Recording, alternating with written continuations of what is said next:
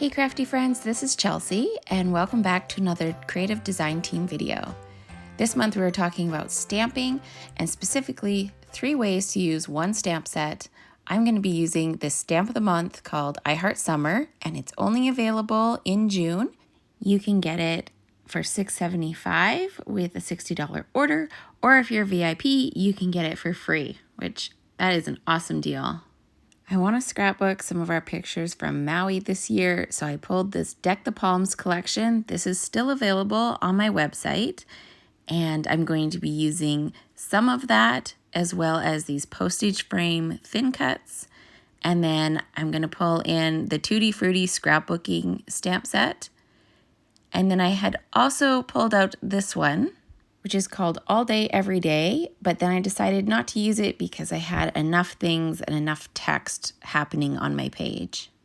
So we're going to jump into this layout. I'm using my Versamat like always to help me line everything up. I have some Toffee 12x12 cardstock as my base. And then I have my 3 strips here that I cut into 3 7/8 by 11 5/8. And the reason why I have those kind of odd measurements was just to make them evenly spaced on my page. I chose some ink colors that match the paper. So I have Lagoon, Nectarine, Lemonade, Raspberry, Clover, and Avocado. I don't end up using Clover, but I do use the other ones. And then I've taken the long strips of words and mounted them on blocks. I love that long, thin block. It's so good for this. And then I also grabbed some Scotch masking Post-it tape. So the first way I want to use this stamp set is by creating my own pattern paper.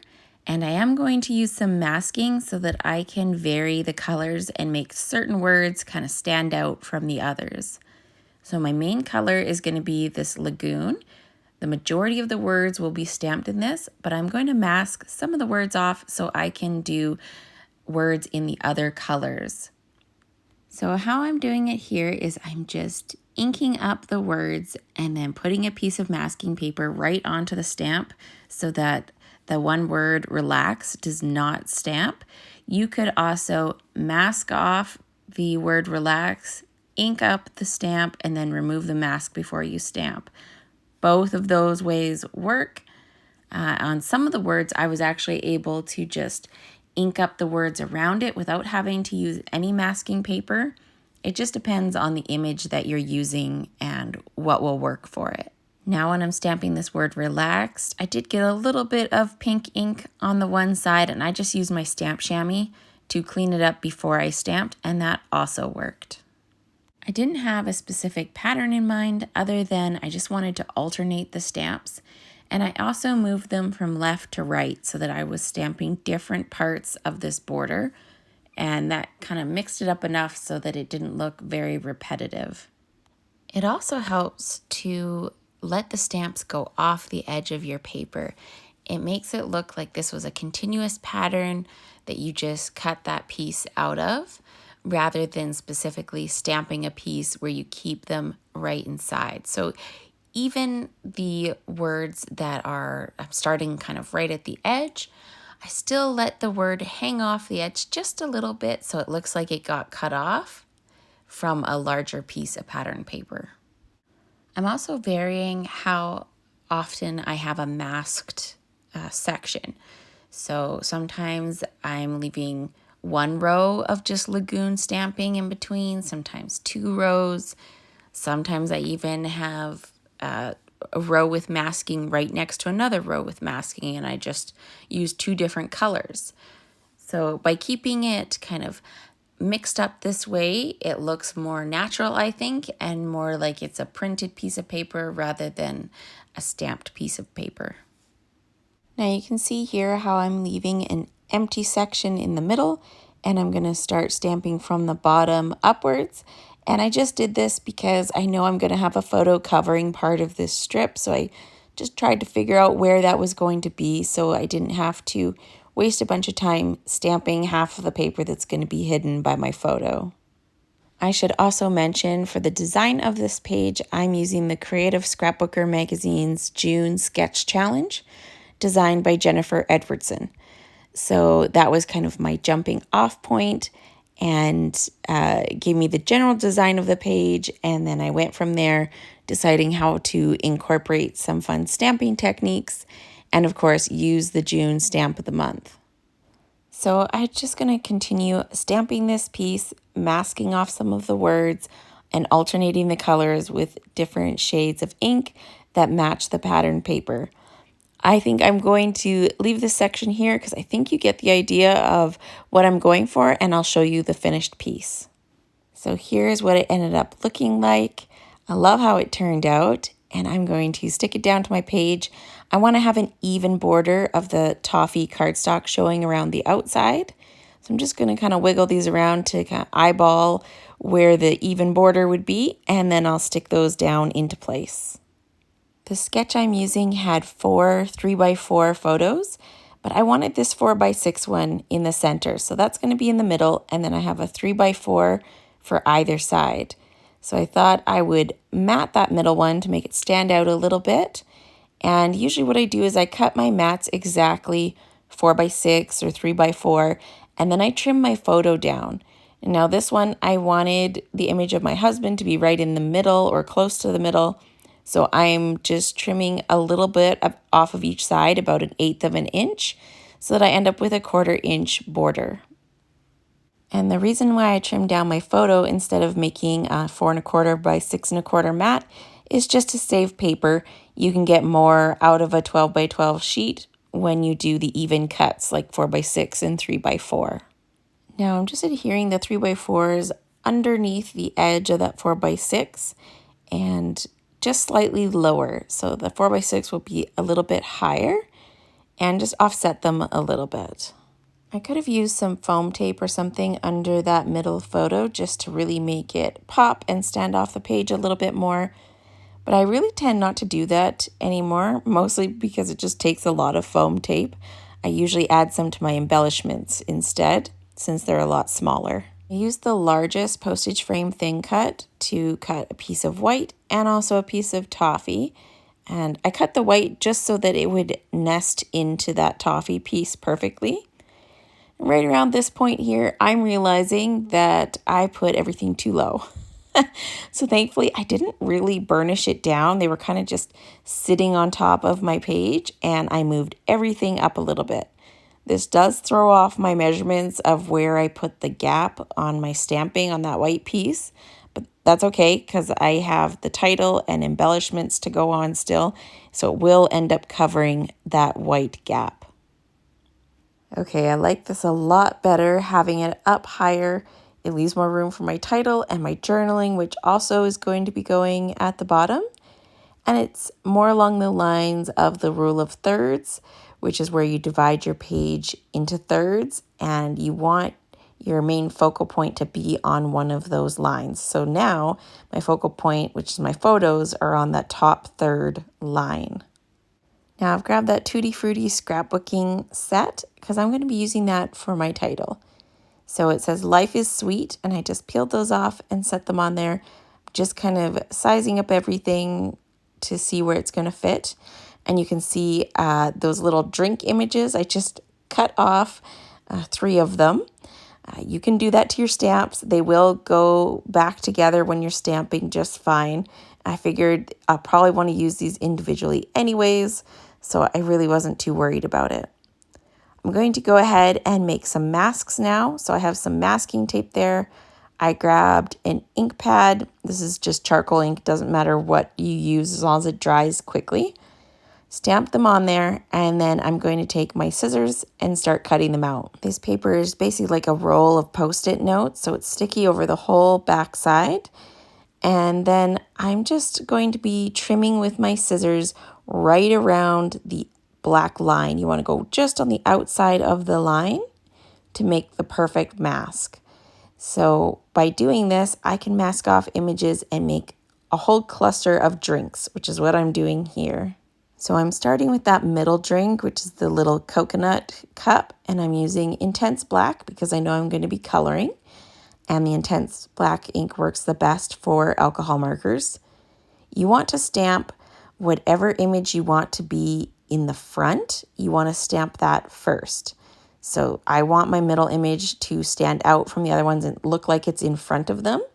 So I'm stamping it first, and then I'm adding the mask so that I can stamp the other glasses so that they are overlapping that first image, which will make it look like they're actually behind the little coconut drink. I love this masking technique, and you can do it with all kinds of images. I've done it with little characters and people, and you could even do it with flowers if you wanted to do like a cluster of flowers. There's so many different ways that you can use masking to create a fun group of images. These masks can also be multi-use. So especially if you think it's a set that you might do this technique more than once with, I cut them out and then I stick them right to the stamp sheet or into the stamp envelope somewhere so that I know that I have masks for that set and I can find them easily next time. Here I'm just trying to decide what is going to come next. I didn't really have a plan for this. I knew that I wanted the one coconut drink to be in the middle, and then I would somehow layer other ones beside it, but I didn't have a definite plan in mind, so I was just kind of figuring out what was going to come next, which ones I wanted to be in front and which ones are behind. It just takes a little bit of planning to pull it off. The most important thing is just to remember to put on your masks. You don't want to get to this point where you've created everything and then on the last stamp, forget your mask and accidentally, have those lines overlapping the other image. I have done that in the past, and it's very painful after you've taken the time to create this. I usually like to do test stamping, especially if I'm using a brand new stamp that's never been inked before. So you can see my scratch piece off to the left there, where I tested out these stamps to make sure they were inking up nicely. You don't want my final step on this panel to mess everything up. So better to be safe than sorry. I also grabbed some of the other images from this set. I didn't cut these apart. I'm stamping them as a whole border because I'm going to color them and then cut them apart. And of course, for my coloring, I'm going to use my go-to, which is the TriBlend markers. I'm using citrus green, citrus, which is yellow, gold yellow, burnt orange, magenta, pale pink, ice blue, aqua blue, red brown, gold brown, and brown gray.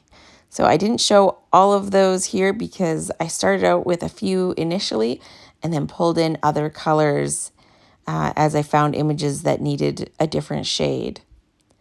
I'm starting off with my words here, and I'm using the magenta for this. Usually when I color, I like to start with my darkest first and then use the medium and the light. And depending on how well those colors blend together, sometimes I will just overlap them slightly, or sometimes I'll color right over top. So I'll use the medium color and go right over top of the dark. Just depends on how well the shades blend as to how I color. Now I decided on this one, there's quite a bit of coloring here, and I've shown you coloring in several of my other videos. I show it quite a bit on the Creative Design Team membership group. And so I decided I'm just going to cut out most of the coloring. And if you want to see it, I will link a video or two below where I show you how I color with TriBlend markers. It's pretty much the same way always, starting with my dark and then my medium and my light. But I did want to show you a close-up of how those images turned out. On the Life Is part, I started with the citrus and then I had to bring in some of the burnt orange to get a little bit more oranginess and warm it up. I didn't like it just with the yellow. I also went ahead and colored all these little images, and these are actually going to get cut apart. I'm going to use my scissors and just trim them out, leaving a small white border. And then these will get added to my clusters as embellishments. So that's my third technique. We did the word masking, we did the masking of the glasses, and then the third option is just to cut them apart and use them like embellishments. If you guys miss having the coloring portion in the video, please let me know. I'd love to hear your opinion because I want to give you what you want. So if you'd rather me keep in the long sections of coloring. I probably cut out about 30 minutes of coloring. If you want me to keep more of that in the videos, please let me know. Or if you like it this way, where I cut some of it out and make the video a little bit shorter, let me know that too. I'm just getting my title glued down into place here, tucked under there. I decided to do the frame first so that I could get it nice and straight and then just slip that little insert into the middle. You could do it the other way around and glue down the middle section first and then do the frame. Whatever works for you. But I did like using liquid glue on the frame so I could kind of slide those sides in a little bit. Once I was looking at this, I decided, you know what, those drinks need some kind of ground or something on them. So what I did was I added a little bit of shadow to ground it and make them look a little bit more dimensional. So I'm using the brown gray and the lightest shade of that marker just to color around the bottoms and extend it out a little bit past the edge of the drinks that are on the ends. And then I blended that out with a colorless blender just to soften it. I rarely fussy cut things anymore because we have so many awesome thin cuts, dies that match the stamps. And this layout was just all about the fussy cutting. So I took the floral pattern paper and I cut several groups of like florals and leaves out of it.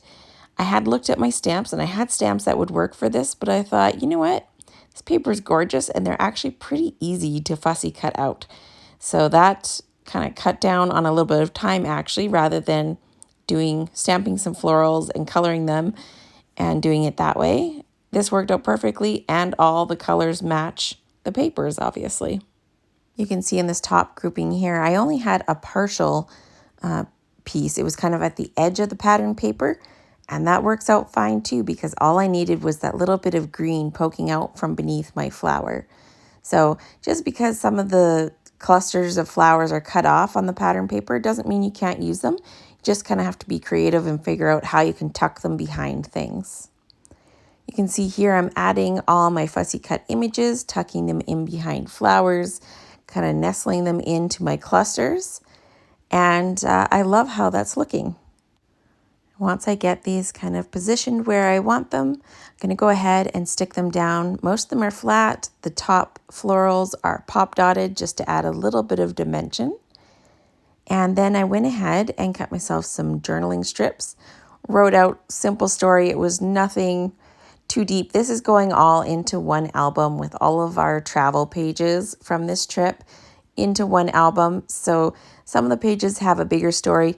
Some of the pages like this one is just, we had a great time chilling by the pool, enjoying some pina coladas and taking it easy.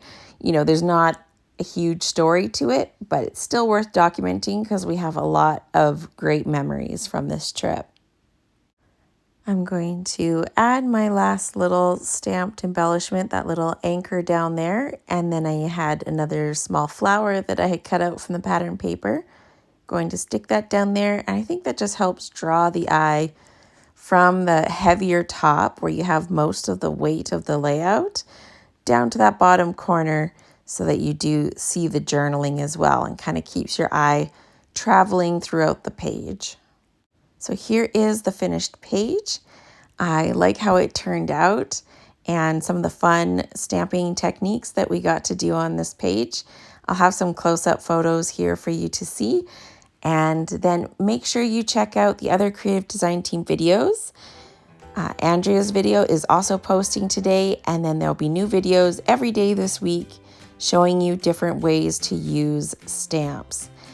So make sure you click the link at the end of this video to take you to the playlist, and I'll also have it linked down in the description box along with all the links for the products that I used today. Thank you so much for watching, and I'll see you again next time. Bye.